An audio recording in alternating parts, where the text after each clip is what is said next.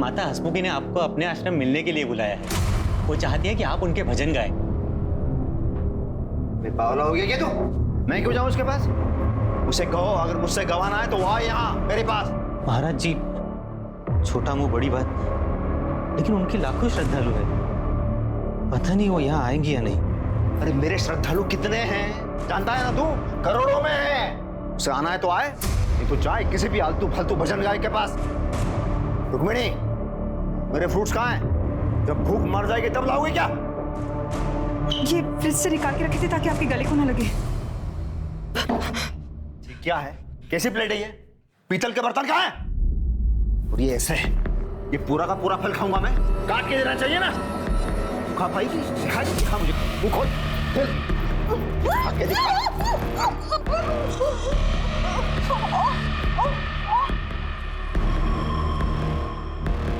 महाराज जी लाइए, मैं इन्हें काट के पीतल के बर्तन में लेके आता हूँ।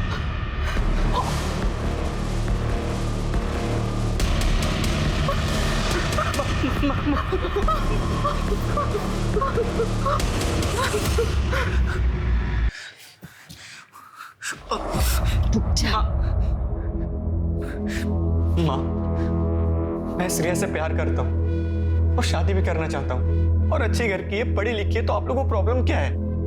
माँ, एक बार पापा से बात करके तो देखो, कम से कम आप लोग एक बार मिल तो लो प्लीज। मैं देखती हूँ।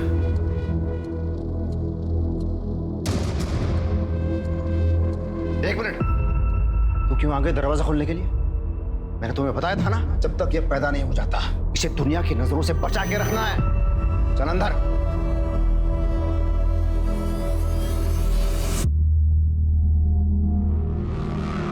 मर गई थी तू? तुम्हें शर्मा क्यों नहीं है? तू इतने साल हो गए शादी को। चल चल चल मुझे।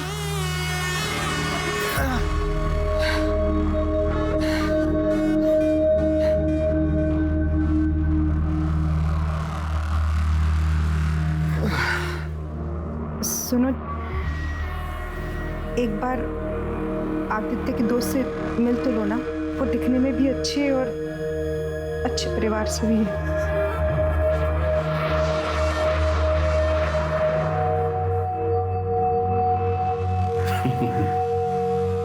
तू भी कम नहीं है, अच्छी तरह जानती है महाराज से कब कैसी और क्या डिमांड करनी चाहिए। कल बुलाओ लड़की को।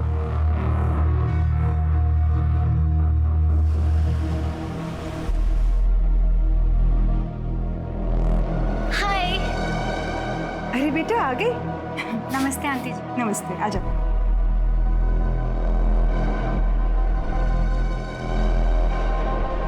महाराज जी, Shreya. What rubbish? You call him महाराज जी? आदित्य ये दुनिया के लिए महाराज जी है, तुम्हारे लिए तुम्हारे पापा है वो। देखो देखो, ये संस्कार है, तुम नहीं समझ पाओगे। बैठो उधर नीचे। अच्छा, मैंने सुना तुम्हारी उम्र 25 साल की है। तुम्हें पता है ना आदित्य 20 साल का है। लड़की का 5 साल बड़ा होना, इसका मतलब क्या है? उसके उंगलियों के इशारों पर नाचना।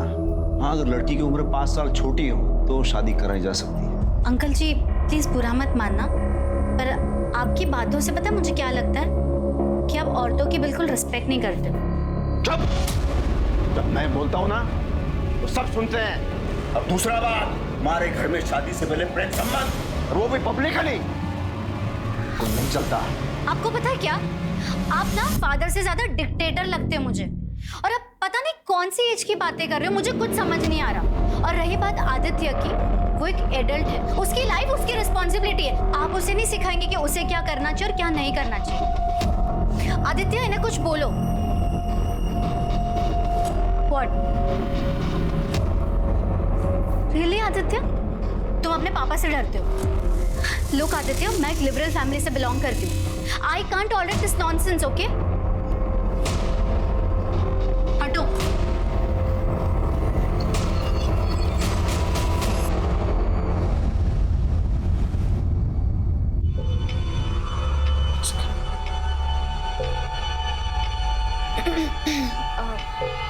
महाराज महाराज जी, श्रेया को अपनी गलती का एहसास हो गया है। वो आपसे माफी मांगना चाहती है।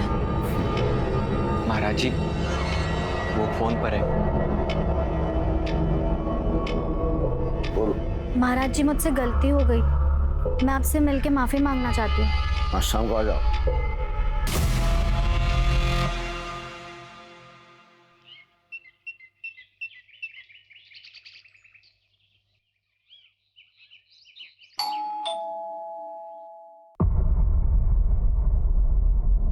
मैडम, आराध्या दीदी,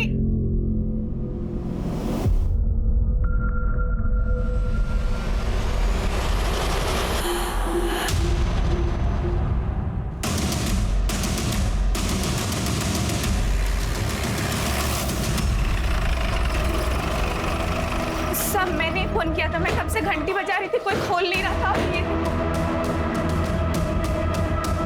मिश्रा, दरवाजा खोलो अंदर से।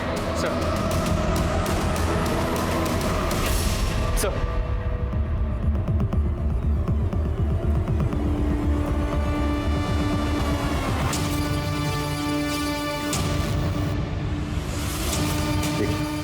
एक काम करो तमी, आप लोग पूरे घर की तलाशी लो।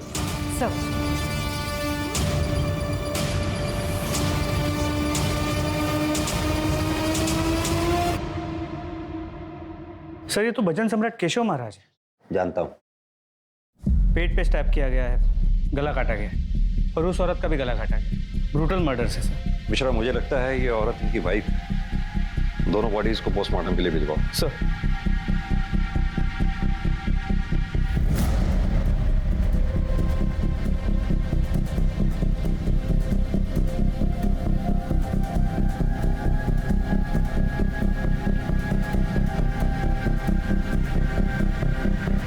सर,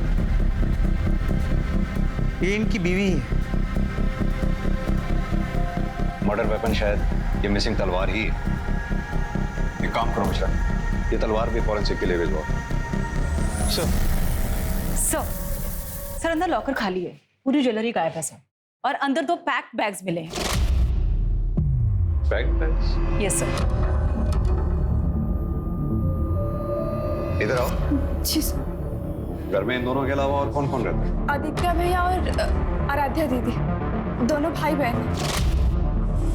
घर से बाहर कुछ जाने वाला था? वो तो मुझे नहीं पता सर। 2 पैक्ड बैग्स मिले हैं अंदर। वो नहीं मालूम। तुम यहाँ रोज काम पे आती हो? जी साहब, सुबह शाम। पिछले 2-3 दिनों में तुमने ऐसा कुछ नोटिस किया कि घर में कोई तनाव भरा माहौल हो या आपस में कोई कहासुनी हुई हो? नहीं साहब, महाराज जी के सामने कोई कुछ नहीं बोलता। सर, यहाँ आइए।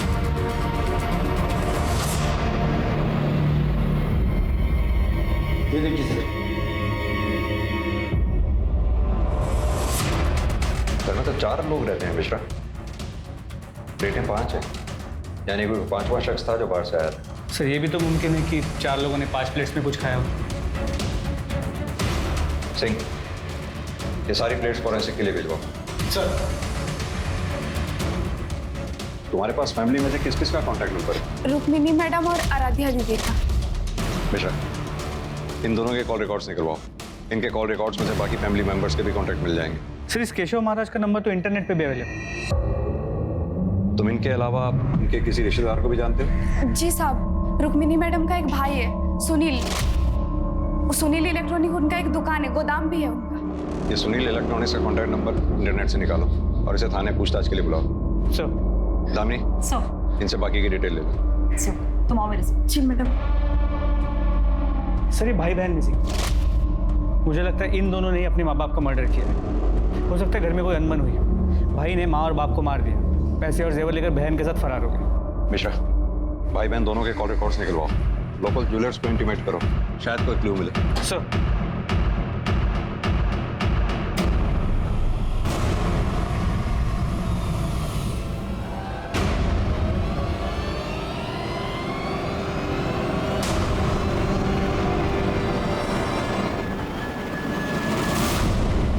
सर, केशव महाराज और उसके फैमिली मेंबर्स के फोन नंबर्स मिल गए, लेकिन फिलहाल चारों नंबर्स बंद हैं। उन्हें सर्वेलेंस पे डालो। Sir, sir, sir Keshav Maharaj के घर से जांच पड़ताल के लिए बहुत सारे डॉक्यूमेंट्स कलेक्ट किए हैं, उसमें नोटरी के पेपर्स मिले। ये तो कैंसिलेशन ऑफ डीड है। इसके मुताबिक केशव महाराज ने अपनी 3 दुकानें अपने brother in law Sunil Sharma को चलाने के लिए दी थी, जिन्हें वो इमीडिएटली वापस लेना चाहता था। सर केशव महाराज और उसकी बीवी रुक्मिणी की मर्डर का मोटिव ये हो सकता है? सर मैंने केशव महाराज के साले सुनील शर्मा को बुलाया, वो बाहर बैठा है। सर ये कैसे और क्या हो गया सर? हाँ? ये तो आप हमें बताएंगे कि क्या हो गया। सर आप जैसे सोच रहे वैसा कुछ नहीं है।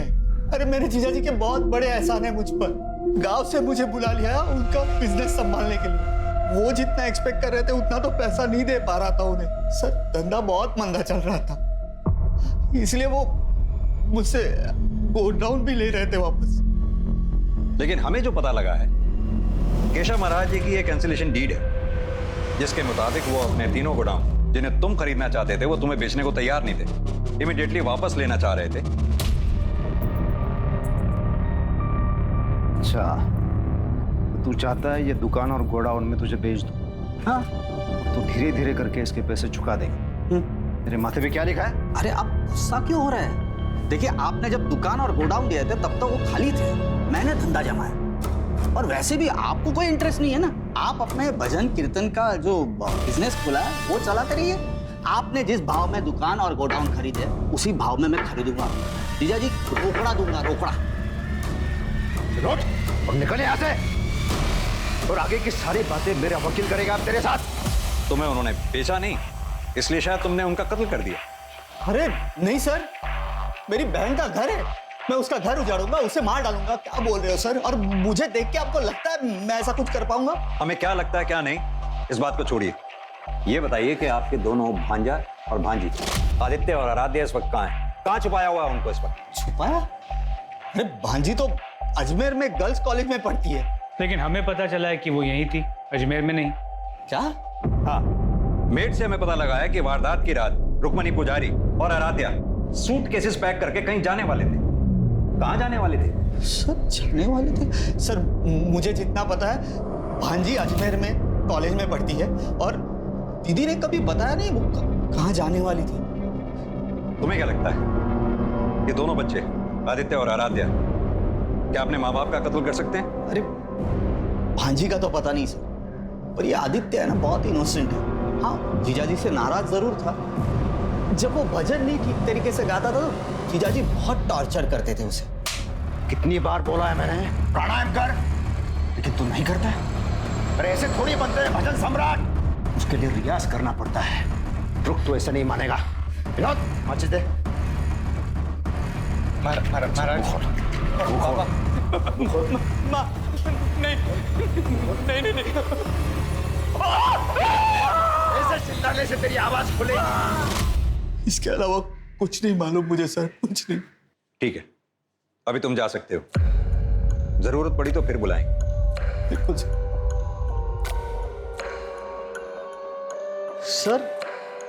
मेरे जीजाजी की गाड़ी मिली आपको? घर पे नहीं है क्या तुम्हारे जीजा जी की गाड़ी भी थी? हाँ सर। मिश्रा, इनसे गाड़ी की डिटेल्स लो और आसपास के police station, patrolling team, police नाका जितने भी हैं सबको अलर्ट कर दो। गाड़ी किसी भी सूरत में शहर से बाहर नहीं निकलनी चाहिए। सर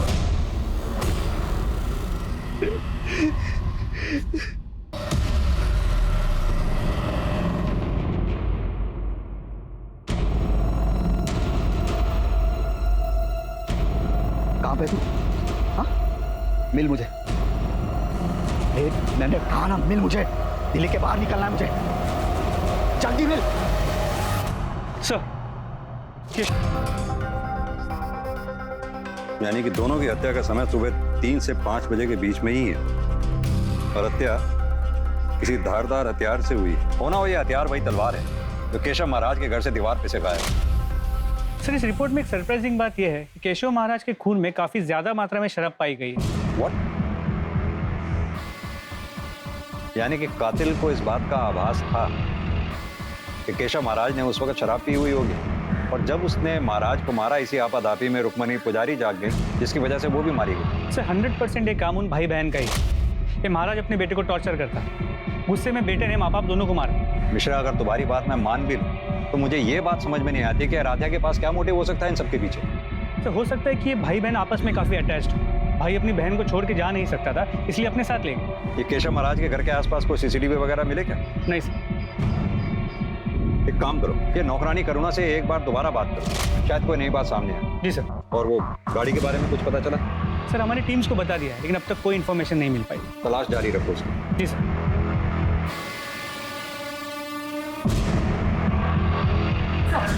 सर, ये केशव महाराज, रुक्मिणी, अदिति और आराध्या पुजारी की कॉल रिकॉर्ड्स और फोन रिकॉर्ड्स। ताज्जुब की बात है, इन सभी के मोबाइल फोन सुबह 4:10 के आसपास अपने घर पर ही स्विच ऑफ हुए। सर, सबके कॉल रिकॉर्ड्स क्लीन है। सर, सिर्फ आदित्य पुजारी के कॉल रिकॉर्ड्स में श्रेया खन्ना को काफी बार फोन किया गया और लंबी बातचीत हुई। मैंने फोन ट्राई किया पर phone switch off. Shreya Khanna का फोन सर्वेलेंस पे डालो, कॉल रिकॉर्ड्स निकलवाओ उसके। राइट सर, हो सकता है कि ये आदित्य पुजारी के साथ कहीं छुपी हो। और सर एक और बात, सर केशव महाराज के कॉल रिकॉर्ड्स में विनोद कश्यप का नंबर मिला है। मैंने उसे थाने बुलाया। साहब मैं केशव महाराज जी का शागिर्द हूँ। साहब मुझे यकीन ही नहीं हो रहा है कि किसी ने इतनी बेरहमी से महाराज जी को और माता जी को मौत दे दी।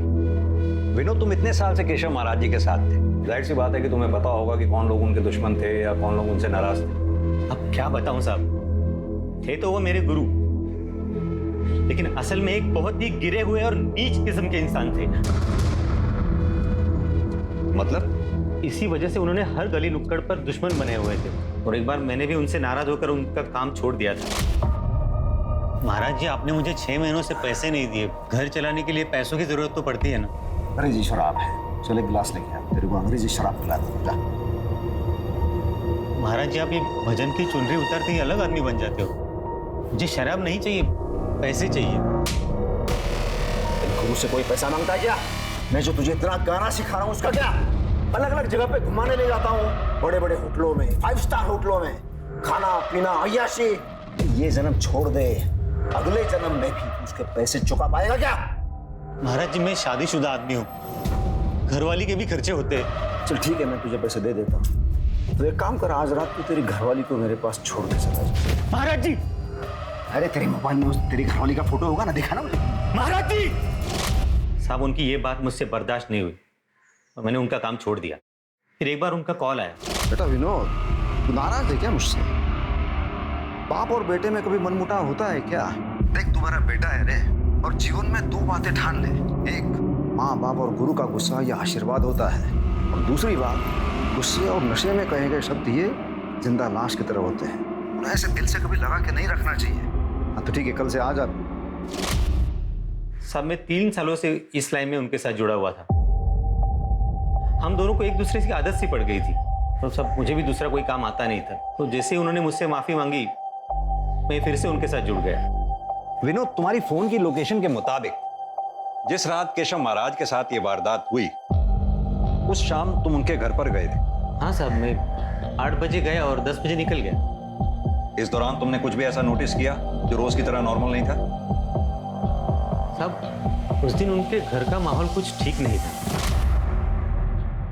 हाँ विनोद मेरा बेटा, आजा आजा आजा। आ गया तू शैतान को भगवान बनाने वाला। अब रहिए इसी के साथ। वैसे भी हम माँ बेटी घर छोड़कर जा रहे हैं। इस घर में तो कभी इज्जत मिली नहीं हमें, आज तो हद ही कर दिया आपने। आ जाओ, ये विनोद है ना, ये मेरी देखभाल करे। माँ, हम भी आपके साथ आ रहे हैं। माता जी, लेकिन हुआ क्या है? सुनना चाहते हो अपने गुरु की सच्चाई? तो सुनो। इन्होंने अपने होने वाले बहू श्रेया का बलात्कार किया है। क्या? बड़े भगवान बने फिरते हैं, लेकिन असल में है कलयुग के शैतान। इसको रहना है रहो, इसको जाना है जाओ। माहौल ठीक नहीं था, फिर सब लोग अपने अपने कमरे में चले गए। फिर महाराज जी के कहने पर मैंने जबरदस्ती 2 पैक लगाए और अपने घर चला गया। ठीक है, अभी तो तुम जा सकते हो, जरूरत पड़ी तो फिर बुलाएं। जी सर। मिश्रा, विनोद के मुताबिक केशव महाराज ने सबके सामने इसकी बेइज्जती की थी, इसे पैसे भी नहीं दिए। विनोद के पास भी मोटिव हो सकता है केशव महाराज की हत्या करने का। सर वो तो है, लेकिन फिर भी ये रुक्मिणी पुजारी को क्यों मारे? सर मेरे मुताबिक सबसे ज्यादा स्ट्रॉन्ग मोटिव अब भी आदित्य और आराध्या के पास है। इस महाराज ने आदित्य के गर्लफ्रेंड का रेप किया और ये कोई छोटी बात नहीं है।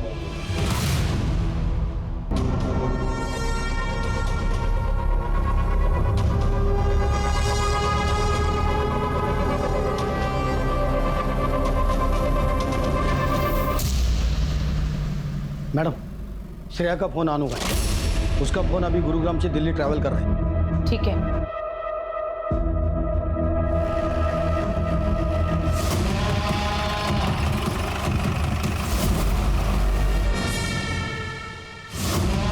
आदित्य कहाँ है? तुम पुलिस के पास भी तो आ सकती थी। इस तरह से छुपने की क्या जरूरत थी? सर मुझे किसी पे विश्वास नहीं था। जब केशव महाराज जैसा आदमी ऐसा कर सकता है, कुछ भी हो सकता है सर। महाराज जी मुझसे गलती हो गई, मैं आपसे मिलके माफी मांगना चाहती हूँ। आज शाम को आ जाओ। ड्रिंक्स? No thanks. यहाँ मेरी गोद में बैठा, आ जाओ। व्हाट? अच्छा, यहाँ मेरे पास, यहाँ पे। इसका मतलब आपने मुझे माफ कर दिया? हाँ, माफ कर दिया। आदित्य कहाँ है? सर मैंने बोला ना, मुझे नहीं पता। रेप के बाद मैंने उसे कांटेक्ट नहीं किया और उसी समय मैंने उसका कांटेक्ट भी फोन से डिलीट कर दिया। सर मैंने अपना फोन स्विच ऑफ कर दिया था, मुझे कुछ नहीं पता उसके बारे में। केशव महाराज का अपने ही बेटे की गर्लफ्रेंड और बहू श्रेया खन्ना का रेप एक सनसनीखेज खुलासा था और यह खबर जल्द ही पुलिस स्टेशन के परिसर से अखबार की सुर्खी बन गई। केशव महाराज, जिसे लोग ईश्वर का सेवक समझकर पूछते थे, अब उसकी छवि पर एक प्रश्न चिन्ह लग चुका था। ऐसे में पुलिस की चुनौतियां कहीं से कम होती नजर नहीं आ रही थी, क्योंकि अपराधी खुलेआम घूम रहा था और हाई प्रोफाइल केस होने की वजह से मीडिया, पब्लिक और सीनियर्स का दबाव बढ़ता जा रहा था। सर प्लेट्स की फोरेंसिक रिपोर्ट आ गई। 4 प्लेट में प्रॉपर रोटी सब्जी खाई गई थी और 1 में फ्रूट्स खाए गए। सर इससे साफ हो जाता है कि घर में सिर्फ घर वाले थे। पहले चारों ने खाना,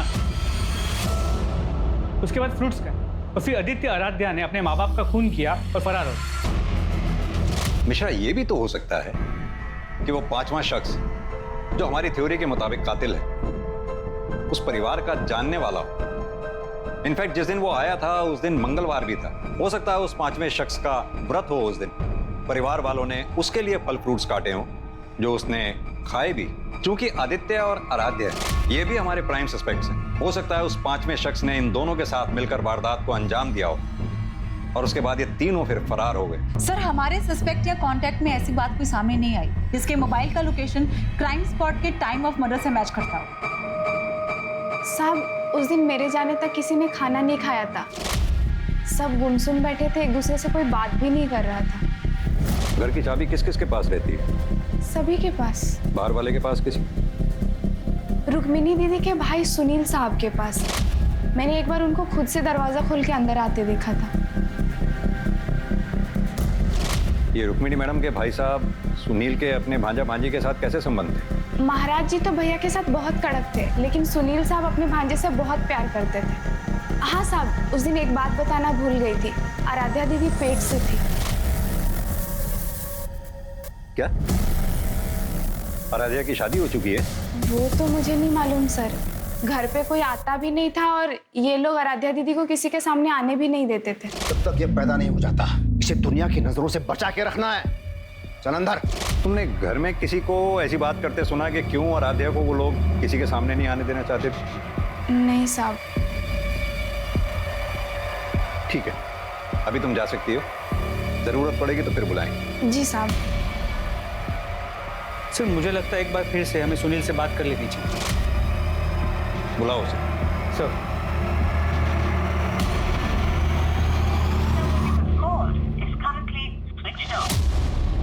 सर उसका फोन स्विच ऑफ आ रहा है। उसकी दुकान और गोडाउन दोनों जगह चेक करो। सर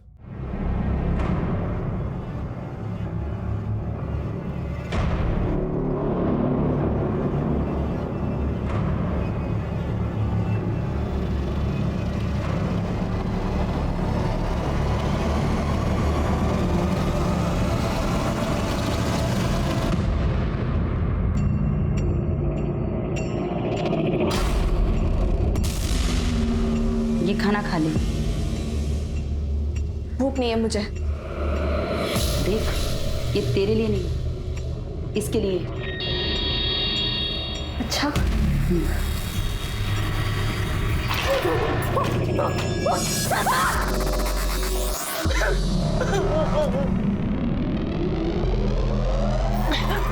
अरे यार,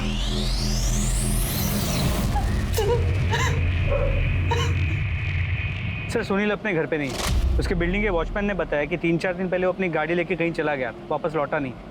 सर मैं उसके गोडाउन जा रहा हूँ चेक करने के लिए।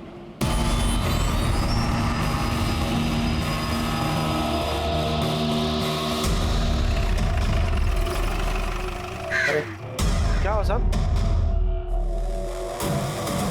क्या कर रहा था? गाला को लाग लगा रहे थे साहब। क्या काम करता है? हाँ साहब। नाम क्या है?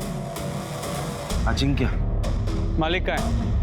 मालूम नहीं साहब। पक्का? चल देखो याद दिलाते हैं। मेरे को नहीं मालूम कुछ। ये याद दिलाने वाला धंधा है। इसके पढ़ते ही अच्छे अच्छों की याददाश्त ठीक हो जाती है। अरे नहीं। अब सीधी तरह से ये बता कि जब सुनील गाड़ी में भागा तो क्या उसके साथ आदित्य था? नहीं साहब, वो अकेले थे। अकेले थे? तो फिर वो भागा क्यों? मिश्रा, जरा याद दिलाओ उसे। एक बात याद आई।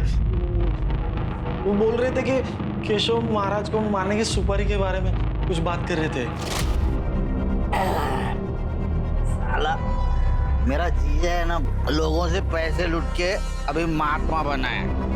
मुझे नहीं लगता ये दुकान और गोडाउन वो मुझे देगा, और नहीं देगा ना तो तू गांव पे वापस। तो ये सब कुछ अपना हो सकता है अगर जीजा टपक जाए, और जीजी से मैं 2 मिनट में सब कुछ अपने नाम कर लूंगा। मतलब वो मर जाएगा तो मुझे गांव नहीं जाना पड़ेगा? नहीं आएगा तू ना। वो मरेगा कैसे? चल उसकी सुपारी देता हूँ। मुझे इतना ही मालूम है सर, मुझे बाकी कुछ नहीं मालूम सर। सर अजिंक्य की बातों से लगता है कि ये पूरा कांड मामा और भांजे ने मिलकर किया है, और आराध्या भी उनके साथ। सर कहीं ऐसा तो नहीं कि इस मर्डर का कनेक्शन आराध्या के प्रेगनेंसी के साथ है? मैंने आस पड़ोस में बातचीत की है सर, किसी को आराध्या के बारे में नहीं मालूम कि वो उसी घर में रहती थी, ना ही उसकी शादी और ना ही उसकी प्रेगनेंसी के बारे में। ये आराध्या, आदित्य और सुनील, इन तीनों को ढूंढने की मुहिम तेज करो। सुनील का फोन सर्विलांस पे डालो, उसकी बैंक स्टेटमेंट निकालो, पता करो क्या कोई मोटी ट्रांजैक्शन किसी सुपारी किलर के साथ हुई है क्या। Right sir.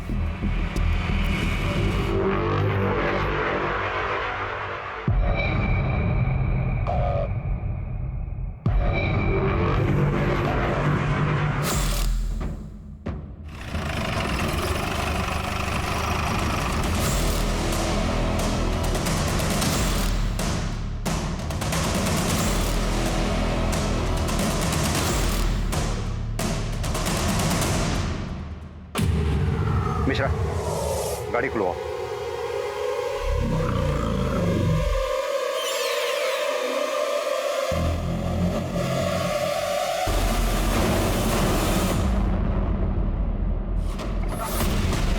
सर जिसे हम कल्प्रिट समझ रहे थे वो तो विक्टिम निकला। मिश्रा, गाड़ी के अंदर भी अच्छी तरह से चेक करो। जी सर।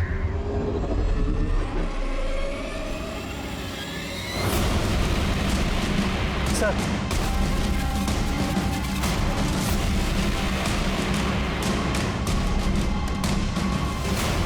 सर तो वही मिसिंग तलवार और मर्डर वेपन भी। इसे फॉरेंसिक के लिए भेजो। जी सर। और बॉडी को ऑटोप्सी के लिए भी भिजवा। सर मिश्रा, वो आदमी कौन है? बात सुनो। हाँ साहब। तुम यहीं रहते हो? हाँ साहब। ये क्या है? गाड़ी का कवर है ये? तुम्हारे पास कहाँ से आया? ये गाड़ी खड़ी है साहब, उसी पे था। मैंने निकाला था, लेकिन दूसरे दिन किसी ने डाल के चला गया वापस। किसने डाला? देखा तुमने? नहीं साहब। मिश्रा, मुझे लगता है कातिल या कातिल का कोई आदमी गाड़ी पे नजर बनाए रखे हुए है। आसपास देखो, कोई सीसीटीवी का सोर्स मिलता है क्या? शायद उसमें कुछ दिखाई दे। सर जगह काफी आइसोलेटेड है, सीसीटीवी कैमरा का मिलना मुश्किल है। फिर भी मैं ट्राई करता हूँ आसपास चेक करने।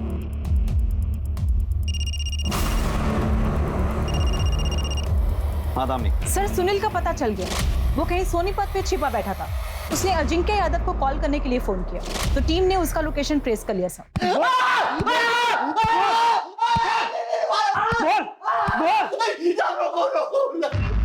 साहब मैंने पहले ही बता दिया था आपको। मैं जीजा को सुपारी देख मरवाया। अरे क्या कह रहे हो साहब, किसी को नहीं मरवाया मैंने। किसने बताया आपको? तेरे आदमी ने, अजिंक्य ने। अरे वो उसके सामने में नशे की हालत में कुछ पक गया होगा, वही आके आपको बता दिया। तो फिर भागा क्यों था? और क्या करता साहब, आपने फाइल दिखाई, उसमें डीड था, कैंसलेशन का, तो आपका शक तो कुछ जाने वाला था ना। झूठ बोलता है तू। दरअसल बात यह है कि तू अपने जीजा से नाराज था, क्योंकि वो अपनी दुकान और गोदाम तुझे बेचना ही नहीं चाहते थे, इसीलिए तूने उन्हें मारने की सुपारी दी। मरवा दिया उन्हें। बता के आराध्या कहाँ है? कहाँ छुपा रखा उसे? और उसकी प्रेगनेंसी का चक्कर क्या है?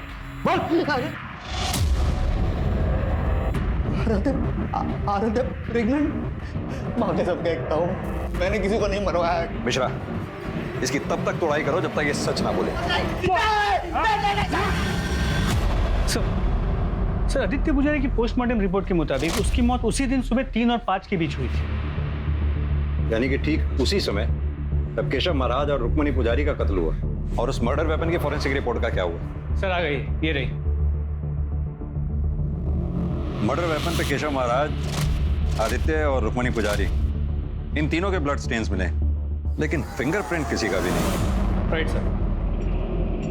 दवाइयाँ नहीं खानी मुझे। तुम्हें खानी पड़ेगी। नहीं खानी मुझे दवाई। ये तुम्हारे लिए नहीं है, बच्चे के लिए है। नहीं खानी मुझे दवाई। खानी पड़ेगी तुम्हें। नहीं खाना मुझे। सर मैंने सुनील के बैंक डिटेल्स चेक किए, सर वो क्लीन है। मैंने बहुत सारे सुपारी एजेंट से बात की है, वो किसी के टच में नहीं था।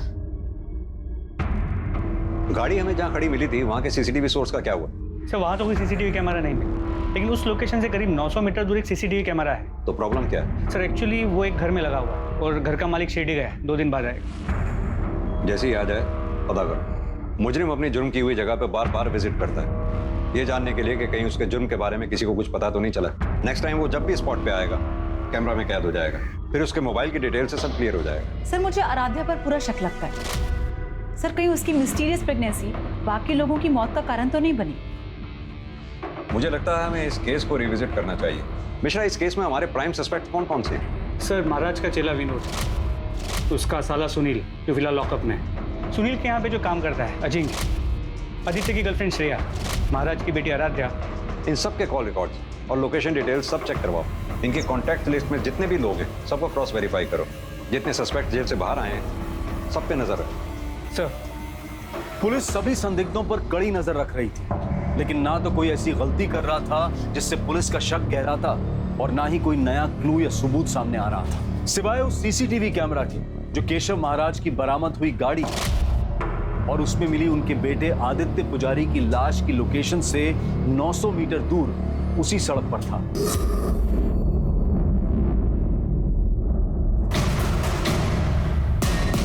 ये यहां क्या कर रहा है?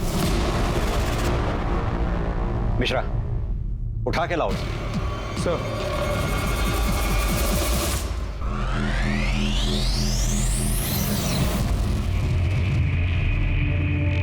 आराध्या, मुझे ये सब करके कितना बुरा लगा मुझे ही पता है। अब जो हुआ सो हुआ। एक नई शुरुआत करो, अपना नहीं, कम से कम बच्चे का तो सोचो।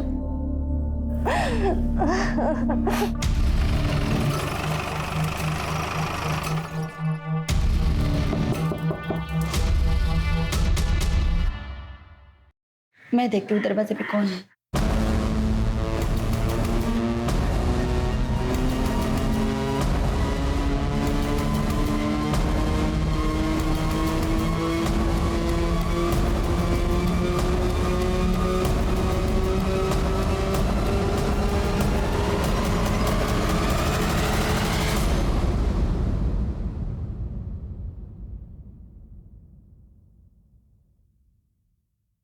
मैंने अपने बाप केशव महाराज को मारा है।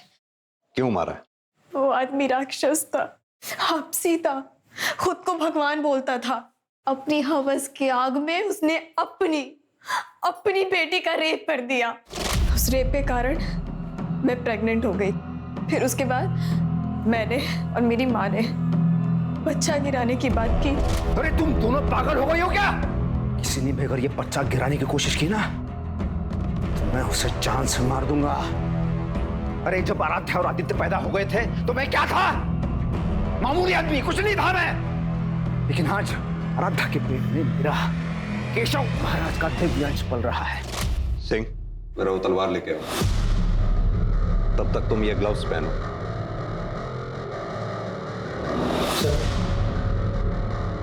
इस तलवार को पकड़ो और चला के दिखाओ कैसे तुमने अपने माँ बाप का कत्ल किया।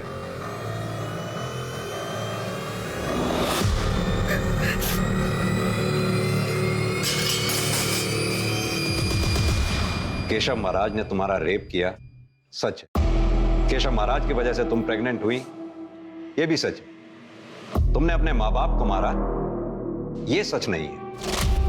क्योंकि यह तलवार जो मर्डर वेपन है उस पर तुम्हारे फिंगरप्रिंट्स हैं ही नहीं, उस पर विनोद के फिंगरप्रिंट्स हैं। हाँ तो विनोद, अब तुम बताओ। वैसे भी हमारे पास तुम्हारे खिलाफ बहुत सारे सबूत हैं, जैसे कि तुम केशव महाराज की गाड़ी के पास रोज चक्कर लगाते थे। उनके घर से चुराए हुए पैसे तुमने अपने बैंक में मसलन कैश में जमा कराए थे। अब तुम बताओगे कि या आगे की कहानी भी मैं ही बताऊं?